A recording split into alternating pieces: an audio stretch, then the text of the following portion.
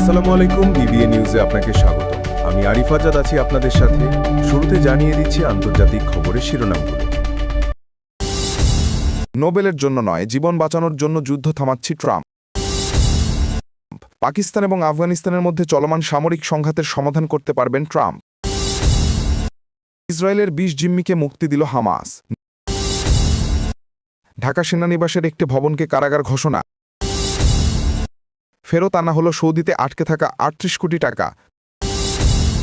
পূজার আনন্দে মদ পান, ৫ম জন মারা গেলেন। ফোনে কর্নেল রাজীবকে শেখ হাসিনার নির্দেশনা। এতক্ষণ শুনছিলেন সংবাদ শিরোনাম, এবার শুনুন বিস্তারিত। ইসরায়েলের ২০ জিম্মিকে মুক্তি দিয়েছে ফিলিস্তিনের স্বাধীনতাকামী সংগঠন হামাস।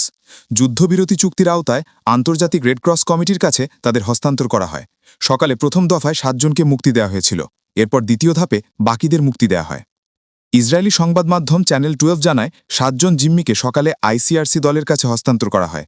সব মিলিয়ে ২০ জন জীবিত ইসরায়েলি জিম্মিকে মুক্তি দিয়েছে হামাস। বিনিময়ে ইসরায়েল মুক্তি দিচ্ছে প্রায় ২,০০০ ফিলিস্তিনি বন্দীকে। এর আগে স্থানীয় সময় সকালে প্রথম ধাপে ৭ জিম্মিকে রেডক্রসের কাছে হস্তান্তর করা হয়। তারা ইতিমধ্যেই শ্রমে পৌঁছেছেন। জিম্মি ও নিখোঁজ পরিবারগুলোর সংগঠনের তথ্যমতে মুক্তি পাওয়া জিম্মিরা হলেন গালি বার্মান, জিভ বার্মান, এইটান আব্রাহ্মণ, ওমরি মিরান, মাতান আংগ্রেস্ট, আলন ওহেল, গাই গিলবোয়া দালাল। ফিলিস্তিনি বন্দী ও ইসরায়েলি জিম্মিদের মুক্তি উপলক্ষে গাজা সীমান্তে ভিড় করেছেন স্বজনরা। দক্ষিণ গাজায় খান ইউনিসে জড়ো হয়েছেন শত শত ফিলিস্তিনি। শত শত মুক্ত ফিলিস্তিনি শীঘ্রই নাসের মেডিকেল কমপ্লেক্সে পৌঁছাবেন বলে আশা করা হচ্ছে। এদিকে মিশরে আন্তর্জাতিক সম্মেলনে আজ গাজা শান্তি চুক্তি স্বাক্ষরের কথা রয়েছে।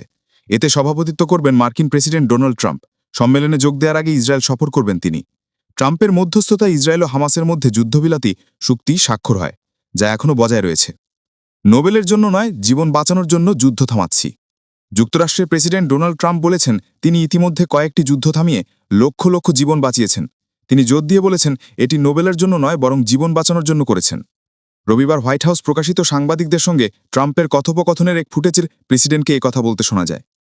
প্রেসিডেন্ট বলেন পাকিস্তান এবং আফগানিস্তানের মধ্যে চলমান মানসিক সংঘর্ষের সমাধান করতে পারবেন বলেও তিনি বিশ্বাস করেন। তিনি উল্লেখ করেন, আমি শুনেছি পাকিস্তান এবং আফগানিস্তানের মধ্যে এখন একটি যুদ্ধ চলছে। আপনি জানেন আমি আরেকটি যুদ্ধ থামাচ্ছি, কারণ আমি যুদ্ধ সমাধানে পারদর্শী। এর আগে আফগানিস্তান এবং পাকিস্তানের সেনা পাল্টাপাল্টি সংঘর্ষে জড়িয়ে পড়ে।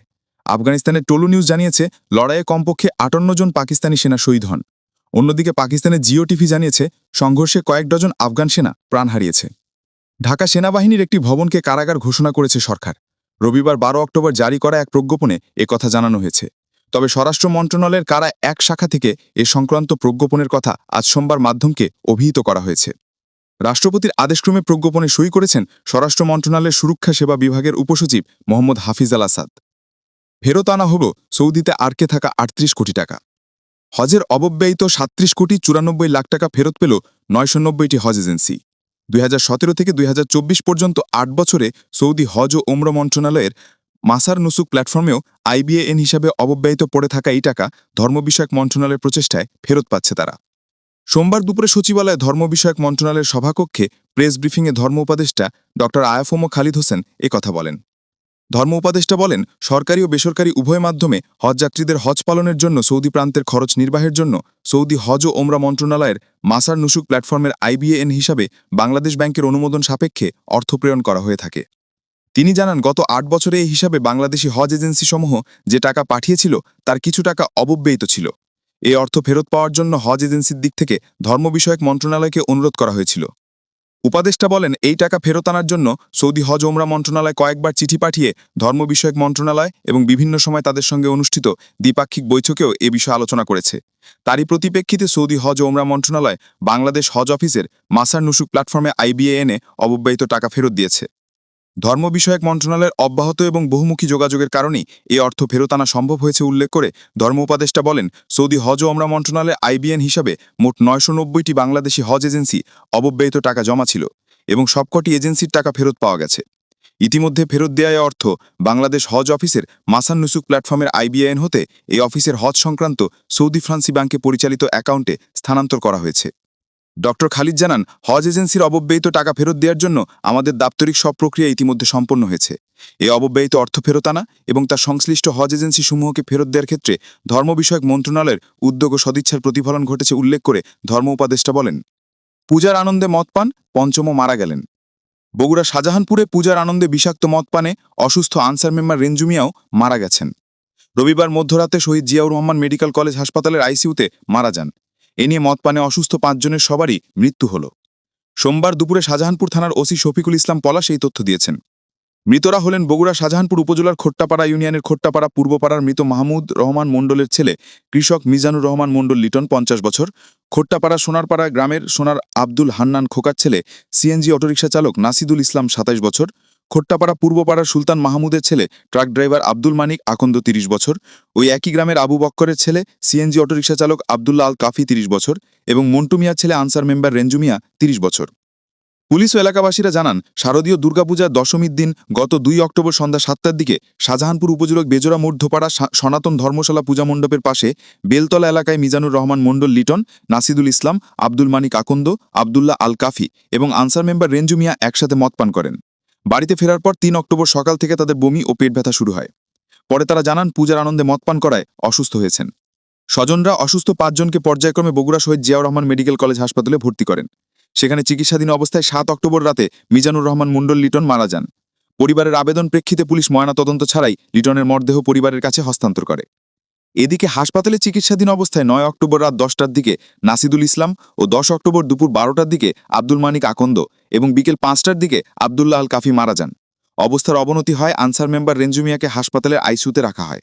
সেখানে রবিবার রাত 1টার দিকে তিনিও মারা যান।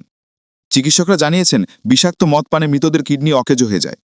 শাহজাহানপুর থানার ওসি শফিকুল ইসলাম পলাশ জানান, বিষাক্ত মদ পানে অসুস্থ 5 জনের সবারই মৃত্যু হয়েছে। আগে মৃত 4 জনের মধ্যে লিটন বাদে 3 জনের মরদেহ ময়নাতদন্ত করে পরিবারের কাছে হস্তান্তর করা হয়েছে। আনসার মেম্বার রেঞ্জু মিয়ার মরদেহ ময়নাতদন্ত করে পরিবারকে দেয়া হবে। এসব ব্যাপারে থানায় অপমৃত্যু মামলা হয়েছে।